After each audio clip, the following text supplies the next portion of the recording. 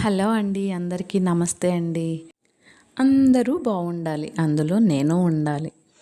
మా పెరట్లో పుచ్చకాయలైతే కాసినాయండి. నేను మందులైతే ఏమీ వేయలేదు, న్యాచురల్గా కాసినవి పుచ్చకాయలు. కాకపోతే కాయలైతే పెద్దగా అయితే అవ్వలేదు. నా చేతికి కొంచెం పెద్ద సైజు చూశారు కదా, పెద్ద సైజు కొంచెం ఓ పెద్ద కాయలు కూడా కాదండి. కాకపోతే లోపల పండు అయితే ఎరుపొచ్చేసింది.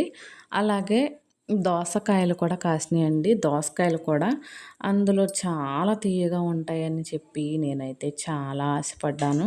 దోసకాయలు అయితే కోసాను, చాలా పసుపుగా ఉన్నాయి. అందులో 3 మొక్కలున్నాయండి.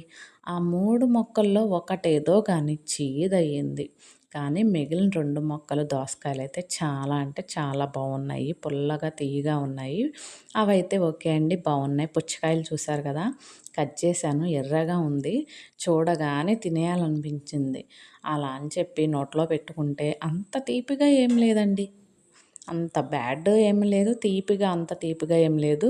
కానీ మందు లేని పండు కదా, తింటే చాలా మంచిది హెల్త్‌కి. ఇలా మందు లేని పళ్ళు దొరకటం అనేది ఈ రోజుని బట్టి చాలా కష్టం కదా.